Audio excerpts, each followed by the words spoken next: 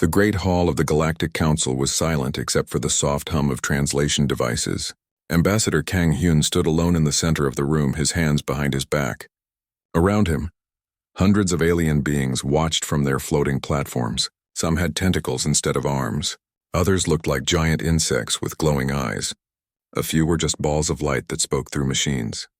Kang Hyun had been Earth's voice for 15 years. He knew these aliens well. He had shared meals with some and made deals with others.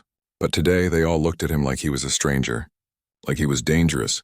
The council speaker was a tall, thin creature called Velthari. It had pale blue skin that seemed to glow from within. When it spoke, its voice came out like music, but the words were cold. "The trial is over," Velthari said. "We have listened to all the evidence. We have heard the arguments. Now we must decide what to do with the humans." Kang Hyun felt his heart beat faster. 3 months of testimony had not gone well for humanity. The other species had complained about everything humans did. They said humans were too violent. They said human technology was dangerous. They said humans changed other species too much when they traded with them.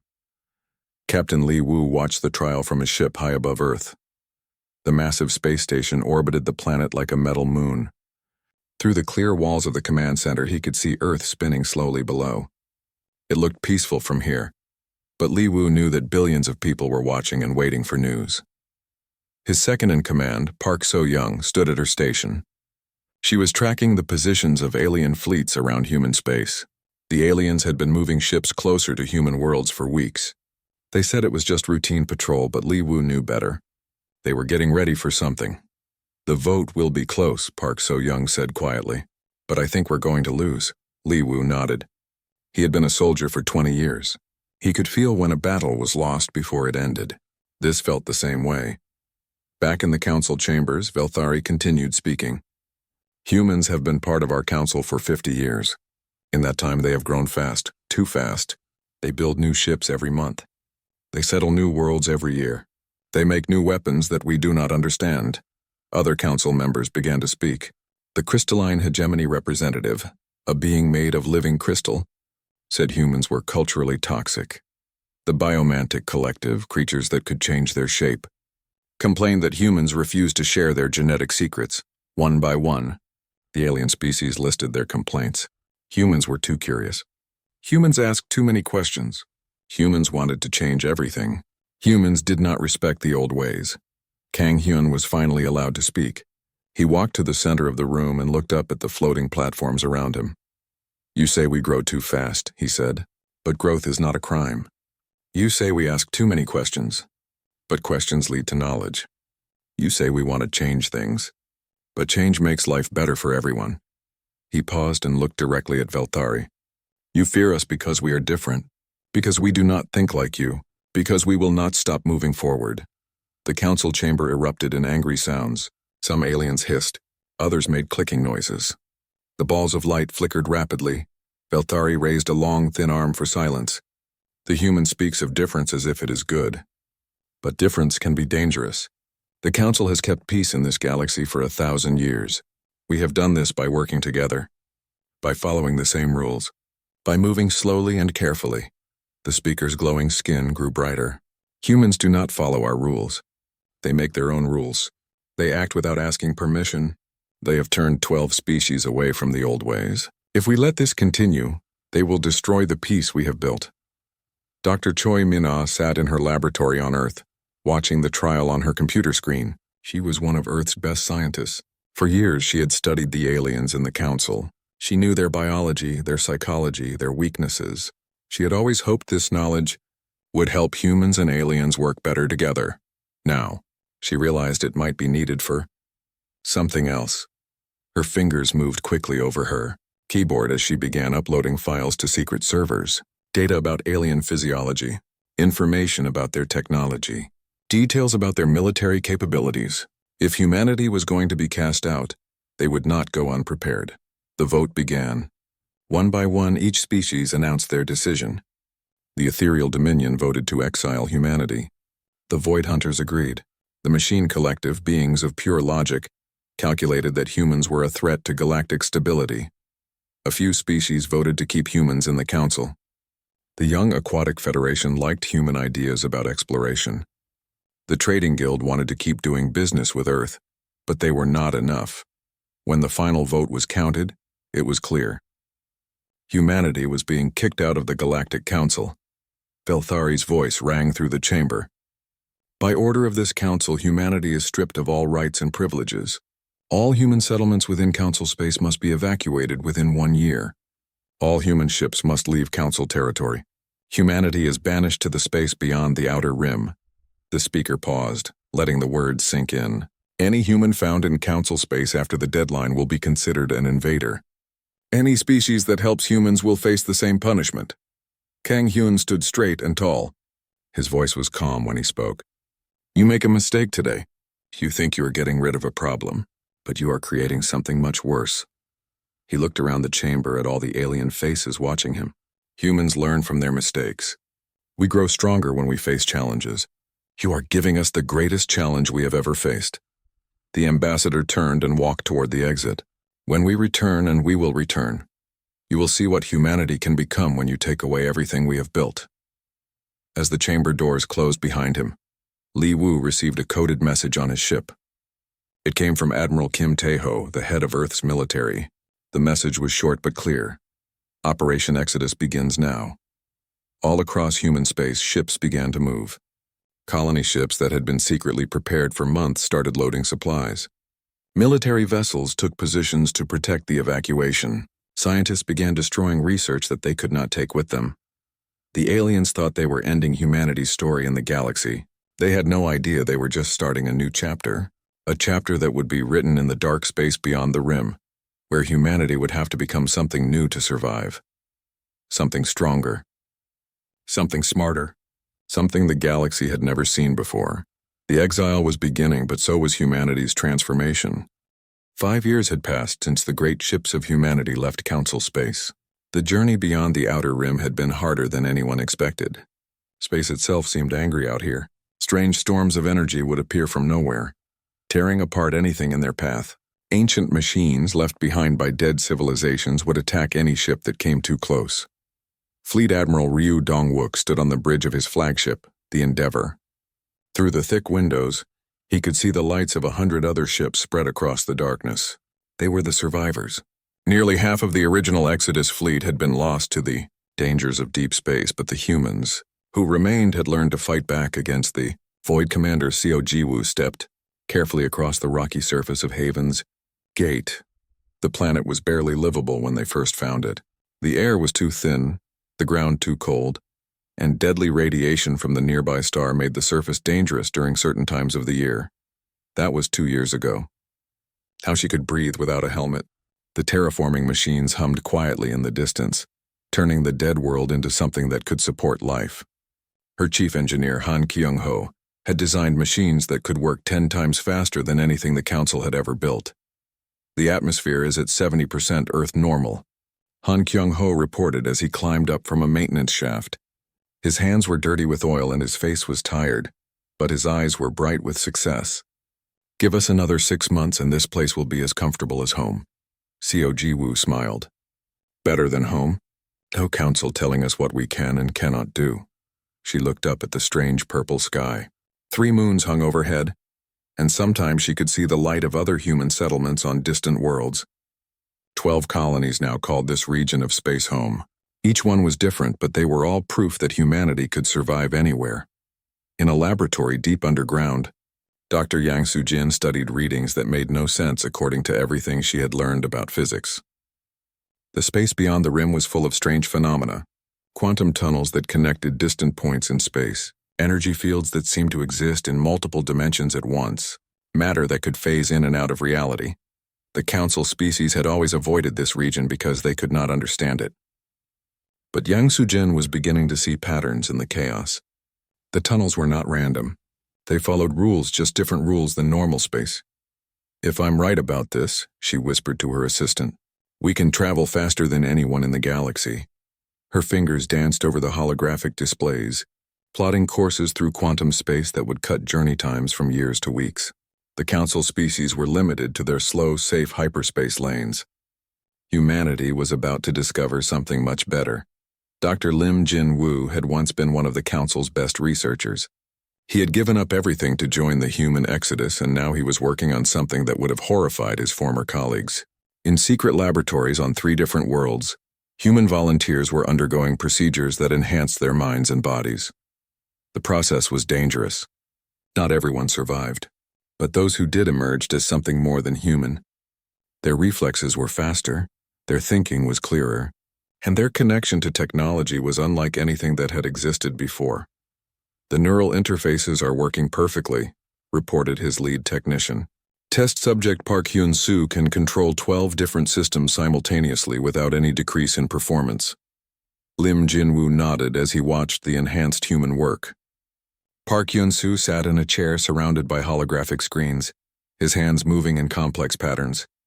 Around him, machines responded to his thoughts as if they were extensions of his own body. This was the future of humanity. Not just smarter tools or faster ships, but humans themselves becoming something new, something that could survive and thrive in the hostile universe beyond the rim.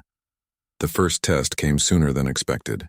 A fleet of raiders had been tracking human settlements for months. They were a mix of different species, outcasts and criminals who lived by stealing from anyone weaker than themselves.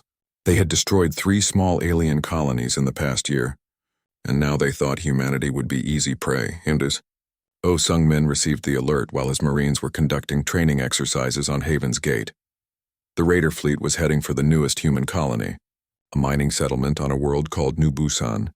The colony had only basic defenses and 500 civilians. "How long until they arrive?" Oh Sung-min asked his intelligence officer. 6 hours, sir. Their fleet includes 20 combat ships and at least 3 landing craft. Oh Sung-min looked at his assembled Marines. There were only 50 of them, but they were equipped with the best gear humanity could build. More importantly, they had been trained in tactics that no alien species had ever seen. "Load the dropships," he ordered. "We're going to show these raiders what happens when they threaten human civilians." The battle for New Busan lasted only 3 hours. The raiders expected to find frightened colonists and weak defenses. Instead, they found humans who fought like nothing they had ever encountered. Oh Sung-min's Marines used the rocky terrain to their advantage, appearing and disappearing like ghosts. Their weapons were more accurate and more powerful than anything the raiders carried, but the real surprise came when the raiders tried to retreat. Captain Moon Jae-hyuk's ship, the Hunter, had been waiting in the outer system. Using new stealth technology, his crew had gotten close to the raider fleet without being detected. The raiders found their escape route blocked by a ship that seemed to appear from nowhere. In minutes, their fleet was disabled and their crews were prisoners. Oh Sung-min stood over the raider captain, a reptilian creature twice his size. The alien was bleeding from several wounds but still defiant. "You cannot hold us," the raider hissed. "Our allies will come for us." Oh Sung-min smiled coldly. "Your allies are welcome to try. But first you're going to tell us about every raider base, every hidden supply depot, and every criminal organization operating in this sector." The interrogation took 2 days. When it was over, Oh Sung-min had a complete map of criminal activity in the region. Within a month, human strike teams had eliminated every major threat to peaceful settlement in their new territory. Word spread quickly through the criminal underworld. Avoid human space. The price of attacking humans was too high. Back on Haven's Gate, Seo Ji-woo received reports from all the human colonies. Each one was growing stronger and more independent. The mining operations on New Busan were producing rare metals that could not be found in Council space. The research station on Haven's moon had made breakthroughs in energy production. The agricultural colony on Green Valley was developing new food crops that could grow in hostile environments. Most importantly, the colonies were working together. Ships traveled between human worlds every week, carrying supplies, people, and information. What had started as a collection of refugee settlements was becoming something much more organized. "We need a government," Han Kyung-ho said as they walked through the growing city on Haven's Gate. "Something to coordinate all the colonies and plan for the future." Seo Ji-woo nodded. "Not like the council, though. Something better, something that can make decisions quickly when needed." She looked up at the construction crews working on new buildings. Human families were making permanent homes here, having children who would grow up knowing only this world is home. They were not refugees anymore. They were colonists building a new civilization. In her underground laboratory, Yang Soo-jin made the discovery that would change everything. The quantum tunnels were not natural phenomena. They were the remains of an ancient transportation network, built by a civilization that had existed millions of years ago. The builders were long gone, but their roads through space remained. We can use their network, she explained to the assembled colony leaders via holographic conference. With the right modifications to our ships, we can travel anywhere in the galaxy in days instead of months. Fleet Admiral Ryu Dong-wook leaned forward in his chair. How soon can we begin testing? Give me 6 months to build the first prototype drive system. If it works, we'll have mobility that the Council can't match. As the meeting ended, Seo Ji-woo remained connected to think about what this meant. Humanity had been exiled to the edge of space, but they were not staying there. They were building something new, something powerful, something that would eventually return to challenge the aliens who had cast them out. But first, they had to finish becoming what they were meant to be.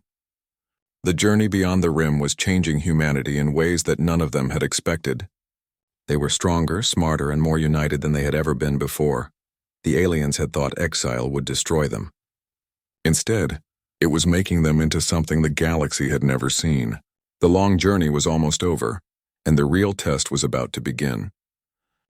23 years had passed since humanity disappeared beyond the outer rim. The Galactic Council had long ago stopped sending scouts to look for human settlements. Most aliens believed that the harsh conditions beyond the rim had destroyed the exiled humans. A few species wondered what had happened to them, but no one expected to see humanity again. They were wrong. Emperor Jang Ki-moon stood on the observation deck of the orbital city that floated above New Terra, humanity's new capital world. Through the transparent aluminum windows, he could see dozens of other worlds spinning slowly in the distance. 47 human colonies now thrived in what was once empty space. 300 space stations provided homes for millions of people who preferred life among the stars. Jang Ki-moon had been elected leader of the United Human Dominion 3 years ago. He was not a king or a dictator. The human colonies had chosen him because he understood both politics and war. They would need both skills for what was coming. The fleet is ready, reported Admiral Baek Yeon-soo as she joined him at the window. 200 ships equipped with the new quantum drives. All crew members are enhanced humans with full neural integration. The Emperor nodded. The enhanced humans were no longer experimental. Nearly half of humanity had undergone the procedures that improved their minds and bodies. They could think faster, react quicker, and work with machines in ways that seemed almost magical. And our intelligence about Council space? Complete, Baek Yeon-soo smiled. We've been capturing their scout ships for 15 years. We know the location of every military base, every trade route, and every political weakness. What the Council did not know was that their missing scouts had not been destroyed. They had been captured, studied, and then replaced with perfect copies controlled by human technology. For years, fake reports had been sent back to Council space, hiding the truth about humanity's growth and development. Captain Moon Jae-hyuk sat in the command chair of the Phantom, humanity's newest and most advanced warship. The ship was invisible to most sensors, protected by quantum shielding that bent light and energy around its hull. It could appear and disappear like a ghost, striking without warning and vanishing before the enemy could respond. His crew of 12 enhanced humans worked in perfect coordination. They did not need to speak to communicate. The neural networks that connected their enhanced minds allowed them to share thoughts and coordinate actions instantly. Contact ahead, reported his sensor operator, Kim Tae-rin. Council patrol fleet, 7 ships, standard formation. Moon Jae-hyuk smiled. This would be the first time in 23 years that the Council would see a human ship. He wanted to make sure they remembered the experience. The Council patrol was routine. Fleet Commander Zekthari of the Void Hunters led 7 ships on a standard border sweep. They were checking the outer rim for signs of pirate activity or unauthorized settlements. It was boring work, but necessary to maintain Council authority. "Sir," called his sensor operator, "we're detecting an unknown energy signature ahead." Zekthari looked at his displays. A single ship was approaching them, moving at normal speed with no apparent weapons charged. The design was unfamiliar, but the energy readings were weak. "Probably some lost trader or explorer. Standard greeting protocol," he ordered. "Find out who they are and what they want." The communication came through clearly. A human face appeared on the main screen, wearing a uniform that Zekthari did not recognize. The human looked young, but his eyes seemed much older. "Greetings, Council ships. This is Captain Moon Jae-Huk of the United Human Dominion vessel Phantom. We need to talk. Zekthari felt his blood turn cold. Humans were supposed to be extinct. No human ship had been seen in Council space for over 20 years. Yet here was one appearing from nowhere and acting as if nothing had changed. Human vessel, Zekthari replied. You are in violation of Council Decree 2847. Humanity has been exiled from Council space. Surrender immediately or we will be forced to disable your ship. Moon Jae-Hyuk smiled. I'm afraid that won't be possible. You see, we have some things to discuss and it would be rude to have this conversation while you're pointing weapons at us. Before Zekthari could respond, every system on his ship went dead. The lights went out, the engine stopped, and even the backup power failed. Around him, the other 6 ships in his fleet suffered the same fate. They hung helpless in space, their crews trapped in darkness. Emergency lighting flickered on, casting strange shadows across the command deck. Zekthari tried to restart his systems, but nothing responded. It was as if his ship had forgotten how to work. The human ship reappeared on his screens, now clearly visible. It was much larger than it had seemed before, and its hull gleamed with an energy that hurt to look at directly. Smaller craft emerged from hidden bays and moved toward the disabled Council ships. Please don't be alarmed. Moon Jae-Hyuk's voice came through the communication system that somehow still worked. We've simply borrowed your ship's ability to function for a few minutes. No one will be harmed if you cooperate. Dr. Koo Hee-jin watched the boarding operation from her laboratory aboard the Phantom. The weapons that had disabled the Council fleet were her creation. They used principles of quantum mechanics that the Council species did not understand. Instead of destroying enemy ships, they temporarily disrupted the quantum fields that held matter together, making it impossible for any technology to function. The effect was completely reversible, but while it lasted, the target ships were as helpless as ancient sailing vessels in a calm sea. All ships secured, reported Nam Ji-ho, the mission's intelligence officer. Boarding teams are extracting data from their computers now. Within hours, Nam Ji-ho and his teams had copied every piece of information from the Council ships. Navigation charts, military codes, political reports, and personal communications. Humanity now knew more about the current state of Council space than most Council leaders. The information was disturbing. The ethereal dominion was at war with the crystalline hegemony over resource rights in the Gamma sector. The biomantic collective had begun expanding aggressively into neutral space, absorbing smaller species into their hive mind. The machine collective was building something massive in the core worlds, but no one knew what it was for. Most importantly, the Council's military was spread thin. Years of peace had made them lazy and overconfident. They had powerful ships, but their crews were poorly trained and their tactics were outdated. When the data extraction was complete, Moon Jae-Hyuk appeared again on the Council ship's communication screens. But this time he was not alone. Behind him stood a figure that made Zekthari's heart skip several beats. Emperor Jang Ki-moon looked exactly like the humans that Zekthari remembered from 23 years ago. But there was something different about him. His eyes seemed to glow with inner light, and when he spoke, his words carried a weight that pressed down on everyone who heard them. People of the Council, the Emperor said calmly, humanity remembers the day you cast us out. We remember the fear in your voices and the hatred in your votes. You thought you were solving a problem. You thought you were protecting your precious stability. The Emperor paused and his expression grew cold. You were wrong. The children you abandoned have grown up. We have become something you cannot imagine and cannot defeat. We have built an empire in the darkness, and now we have returned to collect what is owed to us. Dr. Shin Bo-young, humanity's leading expert on alien biology, had spent years studying the captured Council personnel. Her findings were shocking. The alien species had barely changed in the past 1,000 years. Their technology was ancient and stagnant. Their biology showed signs of genetic decline. Their minds had become rigid and inflexible. Meanwhile, humanity had evolved rapidly under the pressure of exile.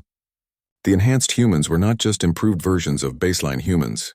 They were becoming something entirely new. Something adapted for life in the hostile environment of deep space. They're like museum pieces, she reported to the Emperor. Beautiful but fragile. They've been so focused on maintaining stability that they've forgotten how to grow and change. The Emperor studied her report with interest. And us? We're still evolving. Every generation of enhanced humans is more capable than the last.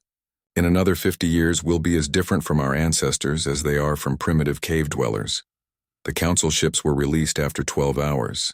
Their systems came back online gradually, and their crews found themselves unharmed but thoroughly shaken.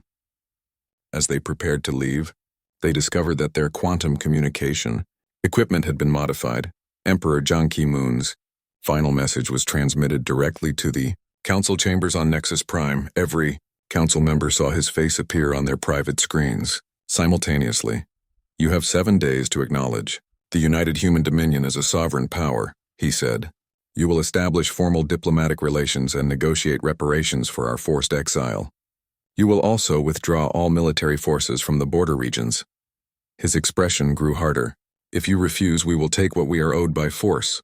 You exiled us once, thinking we would die quietly in the dark. Instead, we became the masters of that darkness. Do not make the mistake of opposing us now." The largest military fleet in galactic history gathered at the Cerberus Gate, a natural choke point between Council space and the unknown regions. 10,000 ships from dozens of species created a wall of metal and energy that stretched across 3 light minutes of space.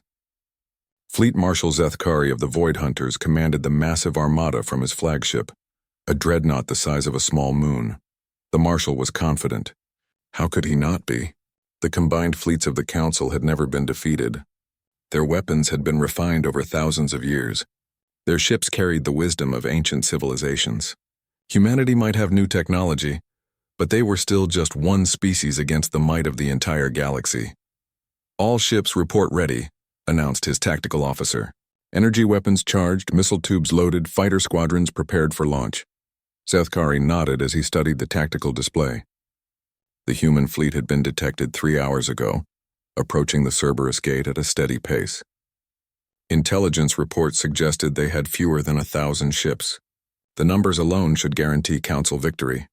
"Sir," called the sensor operator, "the human fleet is dropping out of hyperspace." On the main screen, space began to shimmer and twist.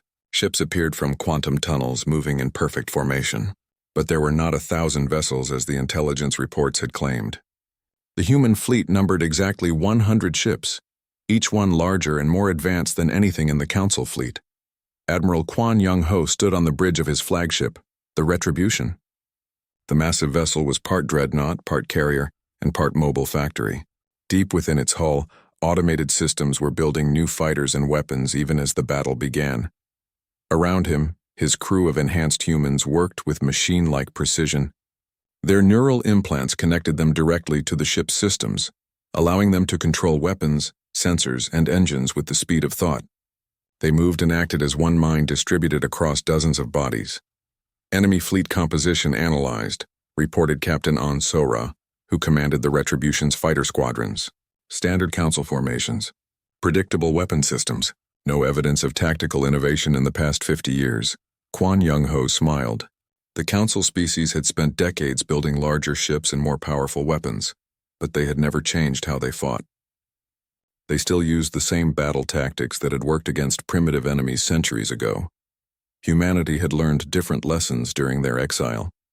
When you are outnumbered and outgunned, you do not win by being stronger. You win by being smarter, faster, and more adaptable than your enemies.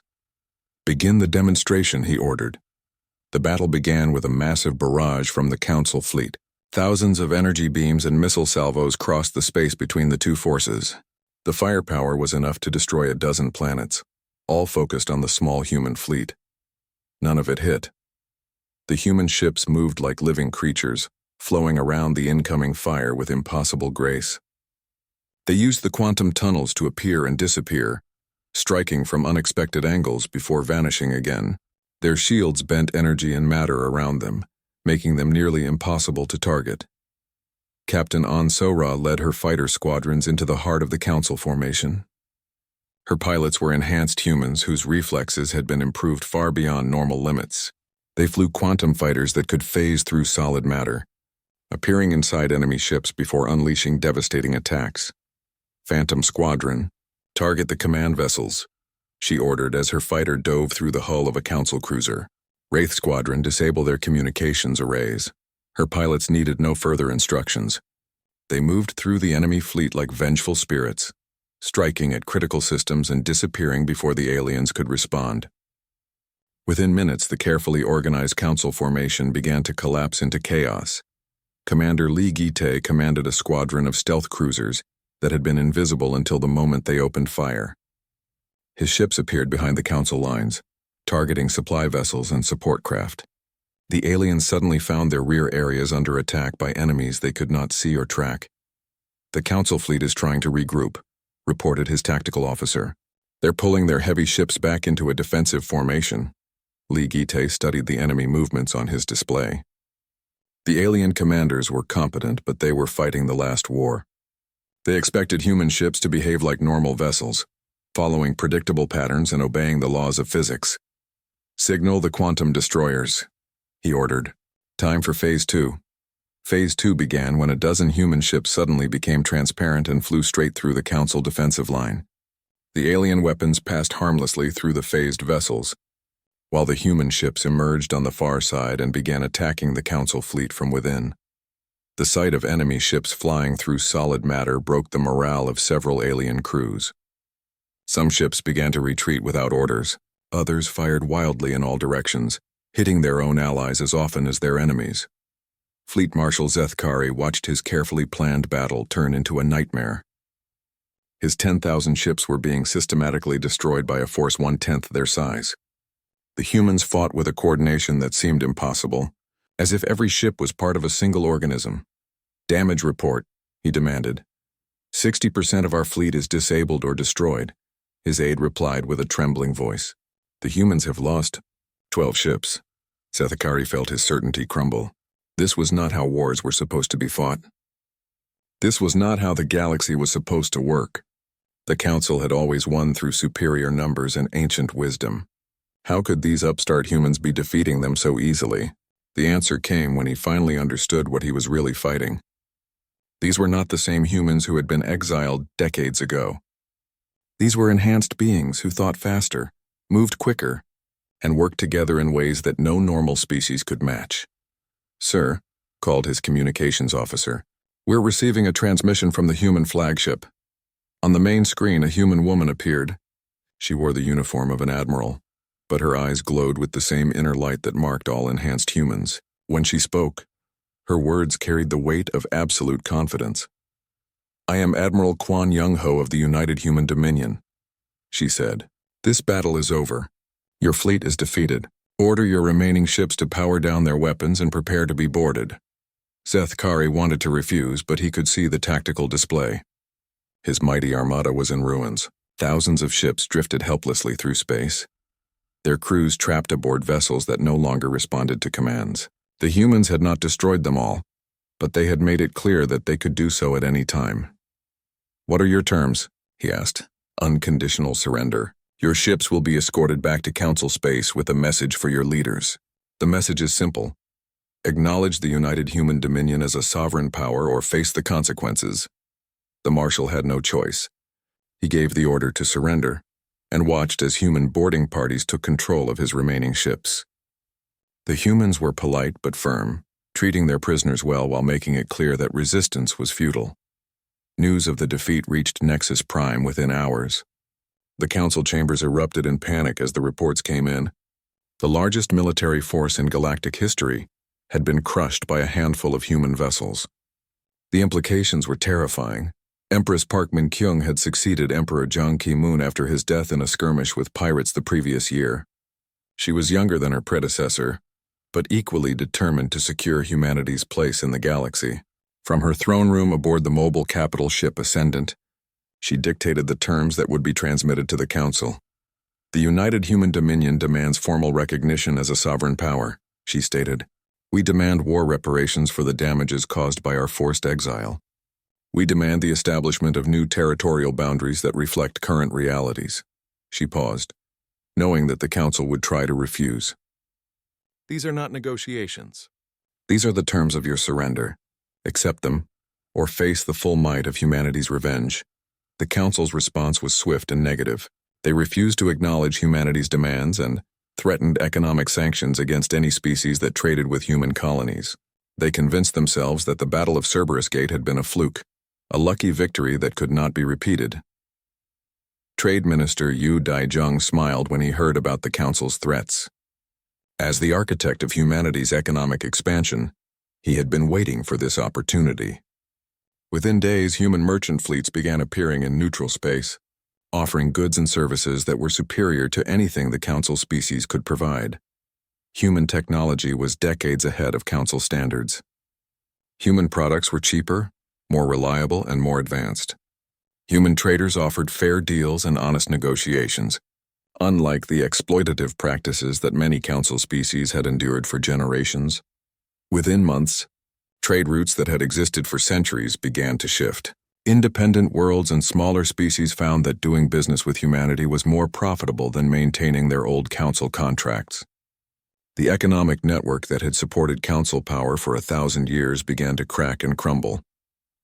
50 years had passed since the day humanity was cast out of the Galactic Council. The galaxy was a very different place now. Where once the Council species had ruled with ancient authority, a new order had emerged from the ashes of the old system. Grand Admiral Cho Hyun-woo walked through the vast corridors of the Ascendant Humanity's mobile capital. The world ship had been built around the core of a harvested moon, creating a vessel that was part military base, part diplomatic center, and part city. Through the transparent walls, he could see the lights of 1,000 other ships from dozens of species, all working together in ways that would have been impossible under the old Council system. The Admiral was one of the last unenhanced humans in positions of high authority. At 90 years old, he had lived through humanity's exile, their struggle to survive beyond the rim, and their eventual rise to galactic leadership. His aged eyes had seen the birth of a new age. Admiral, called his aide Captain Kim Yoo-jin, herself an enhanced human whose glowing eyes marked her as part of the new generation. The final signatures have arrived. The Commonwealth Charter is complete, Cho Hyun-woo nodded slowly. The Terran Galactic Commonwealth represented something that had never existed before. A galactic government based on cooperation rather than domination. Humanity led it, but they did not rule it alone. Every member species had a voice, and every world had rights that could not be taken away. It had taken decades to reach this point. The collapse of the old Council had not been swift or easy. Dr. Song Hai-won, now in her 70s but still sharp as a blade, remembered the early days of contact with the fringe species. As Director of Xenological Relations, she had been humanity's first ambassador to the races that existed beyond Council space. These species had been ignored or actively suppressed by the Council for generations. The Aquatic Federation had been the first to join humanity's growing alliance. Their homeworld had been strip-mined by Council corporations for centuries, leaving their people impoverished and their oceans poisoned. Human terraforming technology had restored their world in just 5 years, creating a bond of loyalty that would last for generations. The nomadic clans had followed soon after. These space-dwelling peoples had lived in ancient ships and dying space stations, barely surviving on the edge of known space. Humanity had offered them new ships, new homes, and new hope. In return, they brought knowledge of secret hyperspace routes and hidden resources that no one else knew existed. One by one, other species had joined the growing coalition. Each brought their own strengths. The crystalline miners with their ability to work in impossible environments, the energy beings with their mastery of quantum physics, the hive collectives with their perfect coordination and shared knowledge. Ambassador Im Soo-jin had negotiated the most important treaty of all. The Biomantic Collective, one of the old Council's most powerful members, had approached humanity after their economy collapsed under human competition. Their request to join the human sphere as an autonomous region had shocked everyone. "We have studied your methods," their representative had said during the negotiations. "You do not conquer. You do not enslave. You improve everything you touch while allowing others to remain themselves. This is wisdom we failed to learn in 1,000 years of Council membership." The treaty that Im Soo-jin crafted became the template for all future agreements. Species that joined humanity's coalition kept their independence and their culture. In exchange, they contributed their unique abilities to the common good and accepted human leadership in military and diplomatic matters. Within a decade, the old Council had simply stopped functioning. Species after species had left to join the human coalition or had declared independence from Council authority. The ancient capital at Nexus Prime became a ghost city, its grand chambers empty and its bureaucrats unemployed. The last council meeting had been held 15 years ago. Only 7 species had attended, and they had spent most of the time arguing about who was responsible for their fallen status. When the ethereal dominion finally declared the council dissolved, few beings in the galaxy even noticed. Chancellor Kim Young-suk had been elected to lead the transition to the new Commonwealth system. Unlike the old council, which had been ruled by ancient privilege and species hierarchy, the Commonwealth was based on merit and contribution. The most capable individuals led regardless of their species or origin. The old system failed because it tried to freeze time, she explained to a gathering of planetary governors. The council wanted everything to stay the same forever. But life grows and changes. A government that cannot adapt to change will eventually be replaced by one that can. The Commonwealth structure was elegant in its simplicity. Local worlds governed themselves according to their own cultures and needs.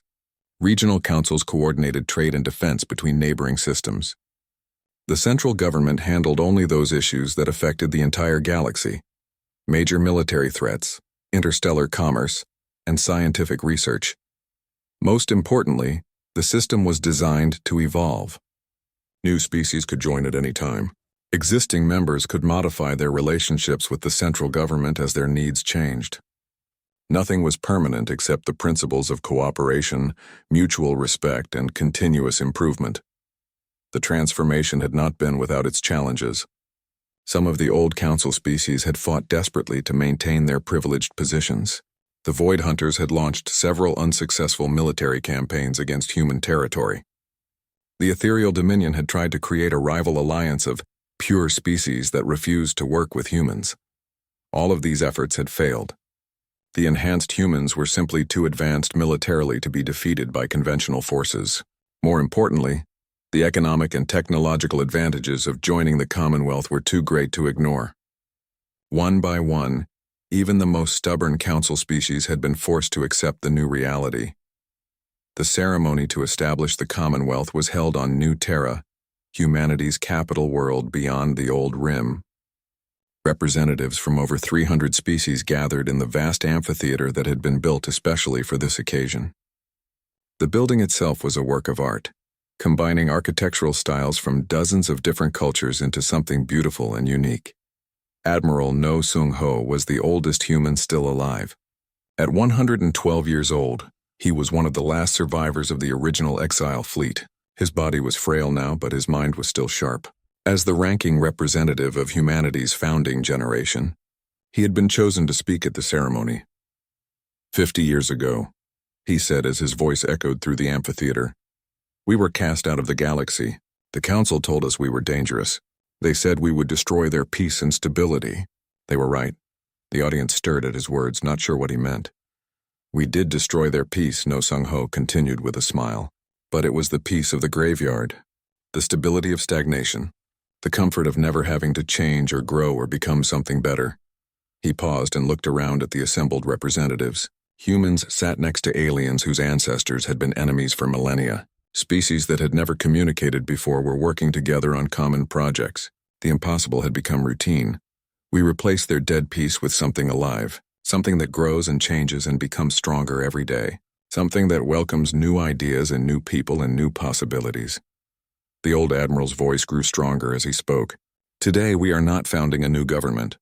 We are recognizing what already exists, a galaxy where species work together instead of competing. A civilization based on what we can achieve together, rather than what we can take from each other. As he finished speaking, the formal signing ceremony began. Representative after representative stepped forward to add their species' commitment to the Commonwealth Charter. Each signature was different, reflecting the incredible diversity of life that now called the galaxy home. But beneath that diversity was a unity that had never existed before. The Commonwealth was not just an alliance of convenience. It was a true community built on shared values and common goals. The charter itself was a masterpiece of diplomatic language, but its core principles were simple. Every species had the right to develop according to its own nature. Every individual had the right to reach their full potential regardless of their origin. Every world had the right to participate in the decisions that affected their future. Most importantly, the galaxy itself had rights. The Commonwealth was committed to protecting the environment and resources that all species shared. No one would be allowed to destroy worlds or exterminate species for short-term gain. As the ceremony concluded, Chancellor Kim Young-suk unveiled the monument that would stand at the heart of New Terra's capital city. The structure was made from materials donated by every member species of the Commonwealth. It rose into the purple sky like a crystal tree, its branches reaching toward the stars. The inscription at its base was written in over 300 languages, but the message was the same in all of them. From exile came wisdom. From struggle came strength. From diversity came unity. Here stands proof that no dream is too great when all beings work together toward a common good.